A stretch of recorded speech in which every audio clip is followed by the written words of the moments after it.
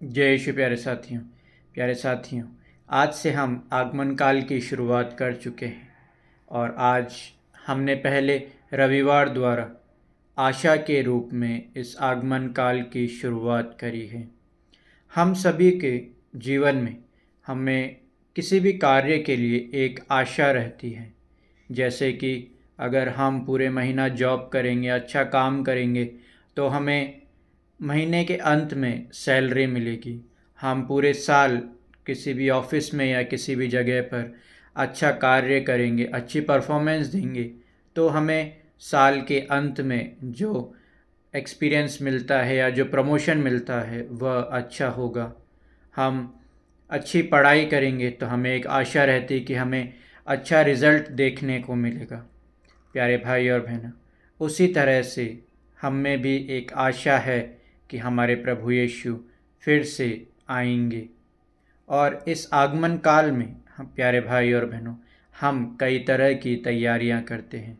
जैसे कि हम क्रिसमस से पहले कैरल सिंगिंग की तैयारी करते हैं, घर घर जाकर प्रभु के आगमन की कि प्रभु आने वाले हैं, और अच्छे सॉन्ग्स गाते हैं कैरल सिंगिंग के अंदर।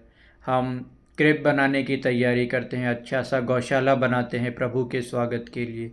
हम अपने घरों की साफ़ सफाई करते हैं, घरों में कलर करते हैं, अच्छी चीज़ें लाते हैं, नई चीज़ें लाते हैं और अपने लिए भी नए वस्त्र खरीदते हैं।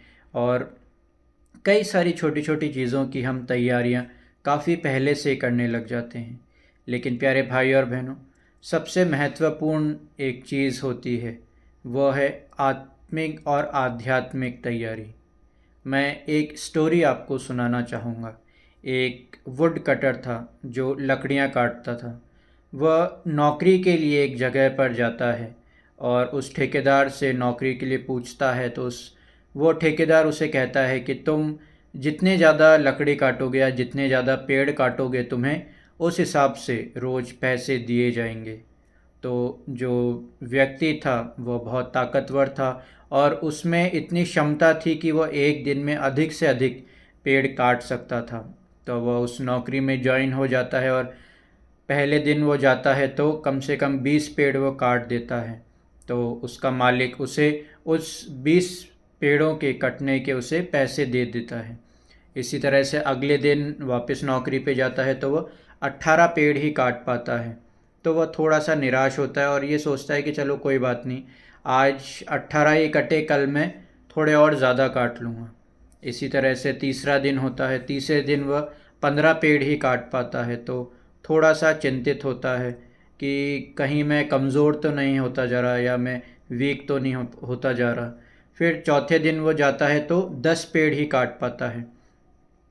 तो फिर वो बहुत ही चिंता में हो जाता है कि पहले दिन तो मैंने 20 पेड़ काटे और आज मैं सिर्फ 10 पेड़ ही काट पा रहा हूँ।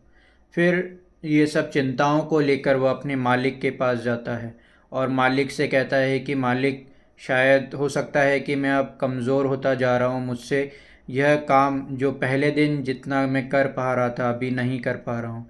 तो उसका मालिक उससे पूछता है कि तुमने आखिरी बार अपनी कुल्हाड़ी को कब धार लगाई थी? तो वह उसे बोलता है कि उसे धार लगाए तो काफ़ी समय हो गया है। उसी तरह से प्यारे भाई और बहनों, आगमन काल हमें वह चीज़ें सिखाता है कि हमें प्रभु के आगमन के लिए सांसारिक रूप से नहीं बल्कि आध्यात्मिक रूप से भी तैयारी करनी है।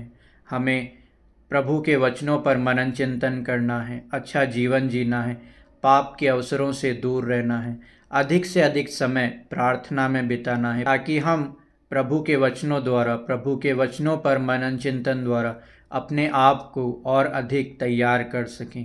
क्योंकि प्यारे भाई और बहनों, परमेश्वर का वचन कहता है कि तुम्हारा शरीर पवित्र आत्मा का मंदिर है। प्यारे भाई और बहनों, हमें इस शरीर को, इस मंदिर को आध्यात्मिक और आत्मिक रूप से तैयार करना है, जिससे जब प्रभु यीशु क्रिस्त इस दुनिया में फिर से आएंगे, इस धरती पर फिर से आएंगे, तो अच्छे से आपके परिवार में, आपके जीवन में वह प्रवेश कर सकें। प्यारे भाई और बहनों, यह आगमन काल हमें फिर से एक मौका देता है प्रभु के करीब आने का, प्रभु के समीप आने का और प्रभु के वचनों पर मनन चिंतन करने का। मैं आशा करता हूँ कि आप सभी लोग अपने को तैयार कर रहे होंगे आध्यात्मिक और आत्मिक रूप से। प्यारे भाई और बहनों, यह बहुत ही सुंदर समय है प्रभु का स्वागत करने का, प्रभु को अनुभव करने का और प्रभु के साथ अपना जीवन आगे चलाने का। प्रभु आप सभी को आशीष प्रदान करे, पिता, पुत्र और पवित्र आत्मा के नाम पर। आमीन। सभी को जय यीशु।